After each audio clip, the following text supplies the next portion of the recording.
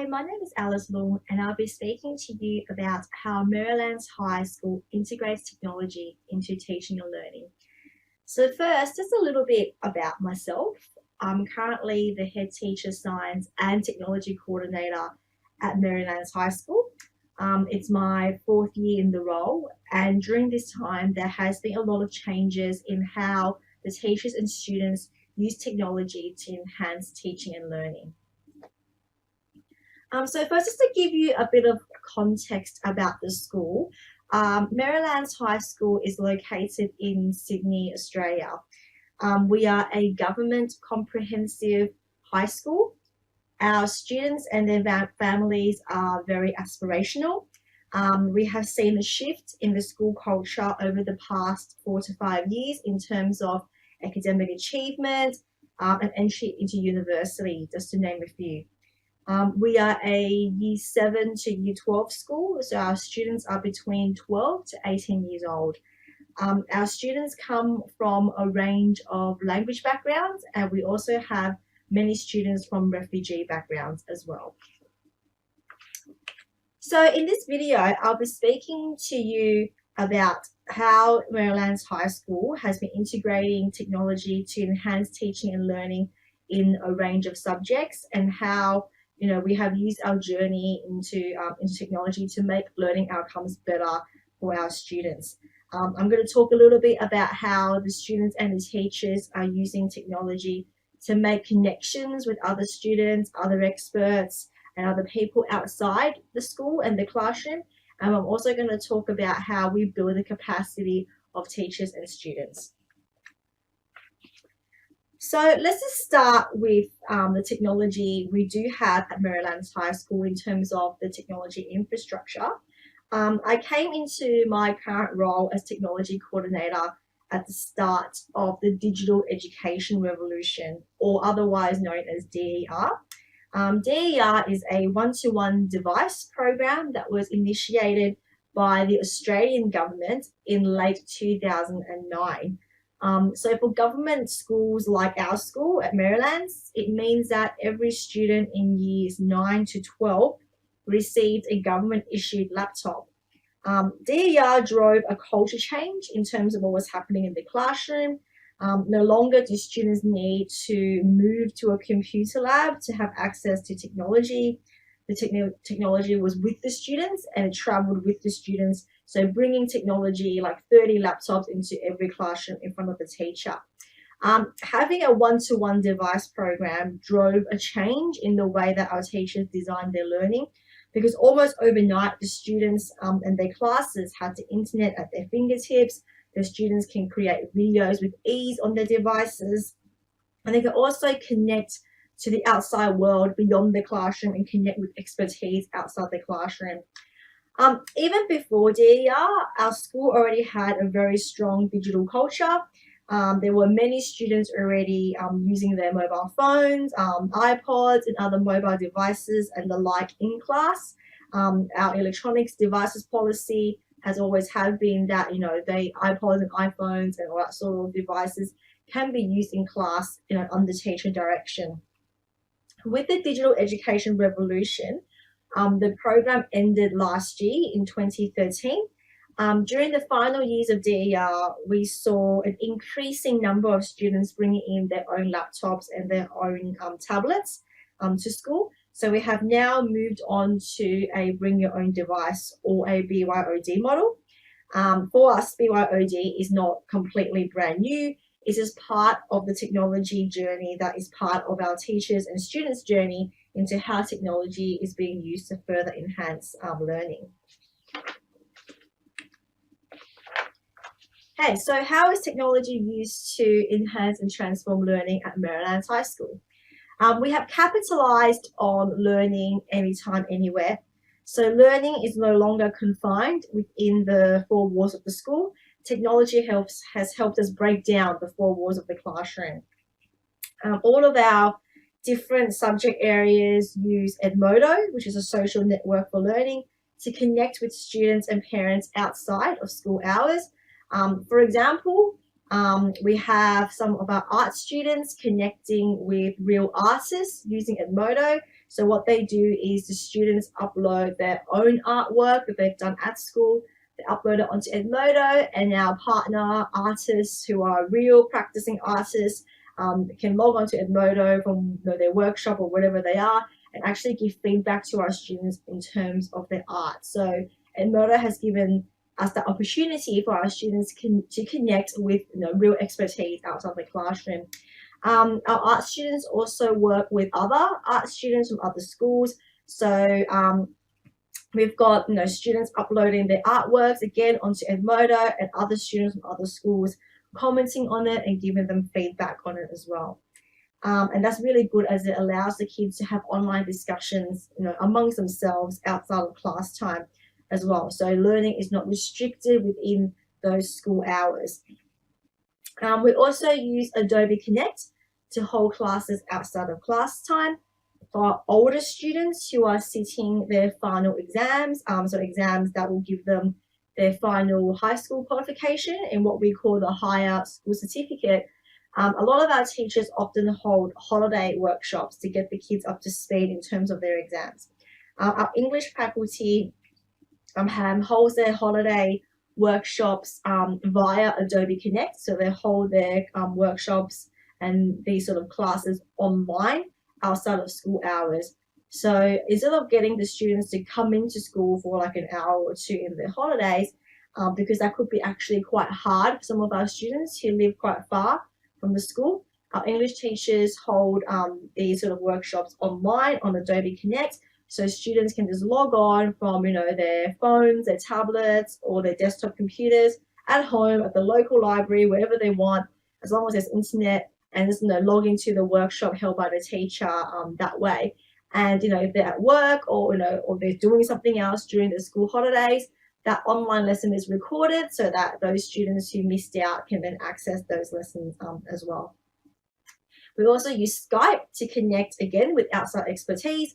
Just like the art students connect with artists using Edmodo, our science teachers use Skype to connect with scientists, connect our students with scientists. So we've had Dr. Carl, who's in the photo in this slide. Dr. Carl is a really popular and famous scientist in Australia, and there was no way we could have gotten hold of him physically in the school. So we actually used Skype for our Year 9 students to talk to him last year and ask him questions about his life as a scientist and basically delve into the knowledge that he has. We've also used Skype to connect with a scientist last year at La Trobe University. So we had a scientist who was a specialist in microbes and infectious diseases. And last year, our science students were studying the transmission of diseases. So we were able to connect with that scientist in La Trobe University. La Trobe University is down in Victoria, which is another state to where we are at Merrylands High School. And there was the scientist was not going to travel up to Merrylands High School and across state borders to do a 1 hour chat with the students. So we're able to use Skype to sort of access that type of expertise. And we've used other web conferencing tools to connect with scientists in America, to connect with scientists all across the world. So that's really good in terms of breaking down the four walls of the classroom and bringing expertise into the class with technology that wouldn't have been possible without it. We also use technology to make connections. So besides web conferencing, a lot of our teachers use social media to bring outside expertise into the classroom. So in this photo here, we have a scientist called Dr. Cameron Webb, who is a scientist who specializes in mosquitoes and mosquito-borne diseases. Our science teachers found him basically using Twitter through their online professional network, and through those Twitter conversations, Dr. Cameron volunteered to come to our school and run the science lesson with our Year 9 students. He's also on Twitter, so now our students follow Dr. Cameron on Twitter and can follow his day-to-day work in terms of what he does with mosquitoes. We also have another partner scientist at our school called Dr. Molina, and she is a specialist at the local hospital who advises the government on public health, and she's a specialist in vaccinations. So our students follow her on Instagram and on Twitter so that they know what is her life like as a day-to-day scientist. In terms of social media, a lot of our teachers use that to expand their existing professional networks. So a lot of our teachers use Twitter and Yammer, and it has been really particularly helpful for the teachers who teach subjects that have lower enrollments at the school. So subjects where at our school there might be just one class running and that teacher might not have anyone else within the school to bounce off. And share ideas and discuss the sort of the progress of their students in terms of that particular subject. So having social media allows them to connect with other teachers from other schools as well, and that has been really, really good. Technology has allowed us to also explore games-based learning.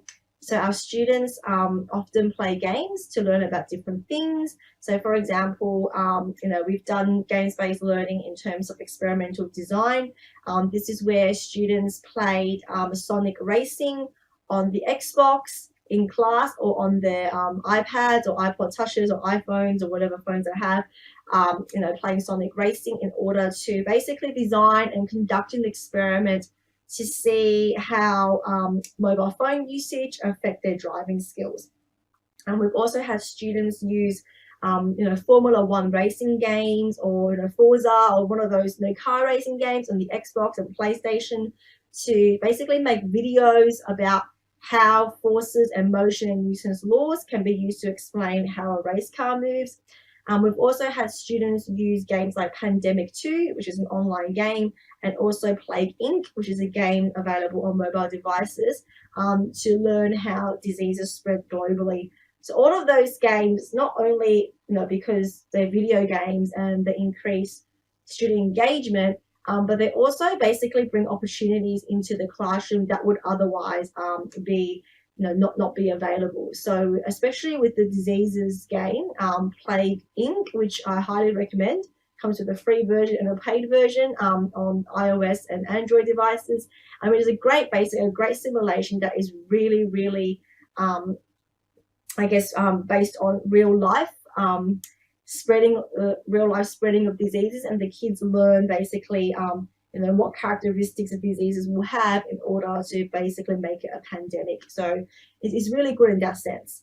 Our kids have also used games to showcase their learning. So Minecraft was very popular with a lot of our students. It is still very popular. They have used Minecraft to build a modern Parthenon for history and maths. So it was a cross history and maths project. Some of our kids use Minecraft to do that, and you can see the videos for that on our school's YouTube channel, which is just our school's YouTube name is Merrylands HS. So if you just search for that on YouTube, those Minecraft videos will show up. Our students have also used Minecraft in some of their sort of extracurricular passion-based projects. There was a group of students who used Minecraft to build their own interpretation and their own version of Hunger Games in there, and also Harry Potter as well. So where other students can come in, help them build it and help interact and talk about the book, whether it's Hunger Games or Harry Potter. So we also have been featured, our school, on a TV show called Good Games Spawn Point, which is an Australian TV show about video games aimed at children. And if you want to have a look at that video, the website URL is there if you want to take a look, and it shows how the kids use Sonic Racing and how they use Kinect games on the Xbox to build their teamwork skills. So next, capturing and showcasing learning. This is probably one of the more obvious ways that we integrate technology into teaching and learning. So like I said before, a lot of our students do have mobile phones. They bring it to school. They bring the iPads to school. They've got basically a lot of technology where they have cameras and the ability to video record. So we use that in a range of subjects. So for example, we use their iPads and their mobile phones for them to record experiments. They record the way they perform their movement skills in PDHPE so that they can record it and analyze it a bit later. We also have students recording, how to create a particular food item in their food technology classes. And instead of making, a written recipe, they will, use their mobile devices to film how to, cook a particular recipe. They also use their mobile devices to share their learning and to basically teach other students. So we have students creating, for example, like how-to videos, on how to solve different types of maths problems. At the moment, our maths teachers are working on with some of the kids sort of using their mobile devices to make videos for primary school students to show them how to, how to do maths at their primary level. We also allow students to share their learning via their social media. So under teacher instructions and with teacher permissions, they are allowed to film like science experiments they're doing in class and share them on their Snapchat and their Instagram. A lot of the times we do joke that we know that they're really engaged if they start, all of them start taking out their phones and taking photos of the experiment and sharing them on their Snapchat and their Instagram. There has been numerous occasions where I'm about to explain the instructions to an experiment to a class, and the students will go, "Oh, we know how to do it, miss. We saw on Facebook last night because I've done the experiment with another class, and they actually filmed how to do the experiment and posted it onto their Facebook, and then other kids have watched it." So yeah, we actually do encourage kids to record and share their learning because that's what we encourage them to do, to sort of build their own little learning network online. Okay, so for all the things that I've talked about, for all of them to happen, like using technology to break down the walls of the classroom, to connect with people outside, to grab expertise from outside the class, bring it into the class, online classes outside of school hours, games-based learning, mobile devices, all that sort of stuff. For all that to happen, we have spent a lot of resources and effort in terms of building the capacity for our students and teachers. We recognize that both teachers and students can be at very different entry points in terms of their competence and their confidence in using technology in the classroom. So we basically tailor professional learning for teachers in terms of where they're at. And the best way that they can move forward and make a real difference in the learning outcomes for their students. We always make sure that, it is a partnership with these teachers and, the whole focus is on learning and the focus is always on improving student outcomes and how do we use technology to make that easier and to make it better. It is never about using technology for the sake of using technology. So to build capacity, we do it in several ways. Some of the formal ways. Our school runs a technology for learning conference once a year with our partner primary schools, where teachers from our school and teachers from our local partner primary schools present workshops on what they're doing in their classroom, what works for their students, show everyone else how to do it and how they can sort of tailor it for their students and for their classes. It is often a lot more effective for teachers to see their peers and their colleagues and get trained by them so they know that it works for our school community rather than having an outside expert running those workshops.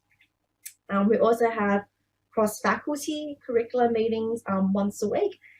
So we have basically a panel or group of teachers from all different kinds of subjects like English, math, science, geography, history, everything. And basically every week we evaluate the learning and the units of work that we are about to implement in the classroom. So, we comment on the use of technology, how, what the positives and the room for improvement, like how a particular unit of work can use technology a bit better in that unit. And, this is in combination with other things like literacy, numeracy, reading, writing, how to cater for gifted and talented students and so forth. So technology is sort of within that umbrella. And it's really good because you get basically the teachers who have designed that unit of work, the teachers who will implement it, all there at the meeting to receive that feedback. So it's a really good conversation in that sense. The third thing I'm going to talk about in terms of building capacity is also in-class support for teachers.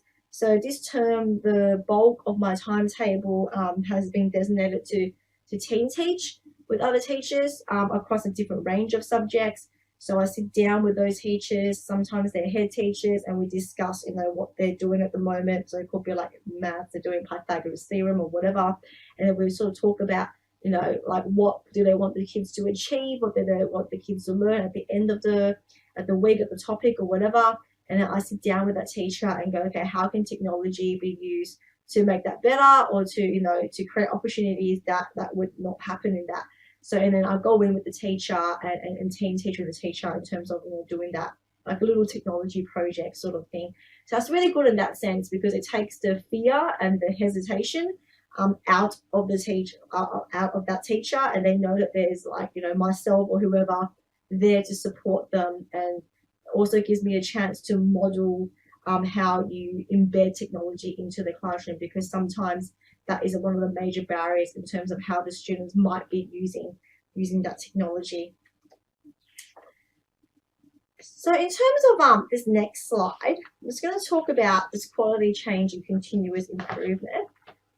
Like anything else that happens in schools, the successful integration of technology into teaching and learning requires effective change management processes, and the school knows that it needs all of these different aspects to make sure that the integration of technology into teaching and learning becomes successful learning outcomes, and it doesn't create other issues and other barriers. So we always make sure that the whole school has a shared vision, a shared aim, a shared purpose, that we make sure that both our teachers and students have the required knowledge and skills to be able to deliver technology and to embed technology. So hence the previous emphasis on this building capacity. Buy-in is a really big thing. We always make sure that both teachers and students are motivated to bring technology into classroom. We make sure the resources and the people are there in terms of IT support. We make sure that they've got action plans so that they know where they're headed. And we also make sure that data is collected continuously and regularly, so that we know where what we're doing well at, and where we might need to improve on. So we make sure that all of those elements are there and none of them are missing. Because if one of those 6 elements are missing, as you can see on this slide here, on the graphic here, it can lead to a lot of frustration and barriers and other negative experience for both the teacher and the student. So I work with the principal and all the deputy principals to make sure that all of these 6 elements of change and improvement are there, because if even one of those is missing, basically our student outcomes and our student learning will suffer. So we make sure that all 6 elements are there. Next thing we'll talk about is just using students as leaders and change agents. I previously talked about how it is really important to get teachers' buy-in and the teachers' motivation, and both the students' buy-in as well, in terms of using technology to enhance teaching and learning. I think one of the things that we have done well at Merrylands High School is to get that buy-in from all stakeholders in terms of technology. So I don't think otherwise all of those things I talked about, like Adobe Connect, Edmodo, and the learning outside the classroom, games-based learning, all of those things can't happen unless you've got buy-in from all stakeholders of the school community. And one of the successful strategies that we found in getting buy-in is to use students as leaders and change agents. So our school has a student technology leadership team called the Digital Leaders, and they're comprised of students from year 8 to year 11, so anywhere from about 13 to 16, 17. This is a volunteer basis. Whoever wants to volunteer can join. There's no selection criteria. once they join up and they're committed, the school trains them up in terms of what we want them to do. So some of the stuff that they do is that they teach other students on how to use technology to improve their learning. There's always a lot of assumption that because young people these days have grown up with technology, that they automatically know how to use it to make their learning more effective. It's very accurate to say that a lot of them don't know. They might be using their Facebook and whatever to do simple assignments and things like that. But in terms of using technology to really make the learning effective, a lot of them don't know how to do that. So we have our digital leaders teach classes to their peers on things like how to organize their files, how to use notebook apps like Evernote, OneNote. How do you organize it? How do you use Google Drive? And things like that, so that the kids are very confident and comfortable in using the technology, so they don't end up bugging the teacher on how to use it, and that makes the staff and the teachers feel a lot more comfortable as well. So other things like setting up your Edmodo, knowing what to do in Edmodo, where you find the folders, things like that. The digital leaders show their peers how to do that. Our digital leaders also run staff professional learning. So we've just had one of our big combined schools technology for learning conferences, like the one I talked about previously, where it's like our teachers and the teachers from our partner primary schools all coming together and running workshops for each other. Our digital leaders was a central part in that. They helped plan it and they helped implement it. And one of the reasons why we use our students to run staff professional learning, so why we use our students to train their own teachers in using technology, is that we find that when teachers see their own students showcasing what they've done in other subjects, showcasing what they can do, and showcasing, advocating ways that they themselves as students would like technology to be used in the classroom, and then showing their teachers how to do it, and that it's not that hard, we actually find that really powerful. And we find that the teachers actually take the challenge on board to change their teaching practice. So that's why we use the students as leaders and change agents. It is a lot more effective to have the teachers' own students at the front saying, this is how we like technology to be used, this is how you can do it, than other teachers or other outside adults telling the teachers what to do. So yeah, it is really effective in that way. Our digital leaders also work with Adobe. So we have a very strong partnership with Adobe at Merrylands High School. Adobe applications are not the easiest to use for a lot of people. So our kids go to the actual Adobe offices twice a year to get some training from Adobe staff, and then they come back and they show other students how to use Adobe software, and they actually also run professional learning on Adobe software for their teachers. So last year our focus was on desktop publishing. The kids made like a sample technology magazine that looked spectacular. It looked like a real professional magazine you get at the news agency, and then that was shown to the staff, and the kids explained how different subjects can put together the publications as a learning product. So for example, English can put together a whole bunch of feature articles that the kids have written for a unit of work into a little nice magazine booklet, how food technology can make a recipe book, and how basically the students can help the teachers do that, because now the expertise is within the school. This year we're focusing more on video editing. So the digital leaders will be going to Adobe in the next couple of weeks to learn how to use Premiere Elements and Premiere Creative Cloud Pro, and they'll be using that to make videos and then show teachers how they can incorporate professional videos and professional video editing into their teaching and learning. Yeah, so that's basically how we at Merrylands High School have integrated technology into teaching and learning. We do a whole lot of stuff with technology, and we try to do it so that they transform the learning. They just don't substitute the learning, they transform the learning so that it is not possible without the technology being there. And we have moved from having a designated one-to-one program that's funded by the Australian government, to basically end up where a lot of our kids and our staff are bringing in their own devices, and we are now heading towards sort of device neutral activities and device neutral learning in terms of how we structure our learning design. So if you want to sort of follow our journey, see some of the Minecraft videos, etc. I'm on Twitter, so that's my Twitter handle up there at Alice Lung. Our school has a Twitter handle as well at Merrylands HS. We are also on YouTube, so our YouTube channel also has the same username, Merrylands HS. All the kids' Minecraft videos and different types of videos are there. And a lot of the things I've talked about in this video are also documented in my blog, which is on alicelung.net. So I hope that, this video has been useful in terms of giving you some ideas on how you might like to integrate technology into your own teaching and learning, and how you might want to lead teaching and learning, incorporating technology as well. So again, like I said, what we do works for us, and it works for it works for our school culture, it works for our kids, it works for our students, and it has delivered a lot of learning outcomes. So yeah, so I hope you'll follow us on our journey, and hope I speak to you soon.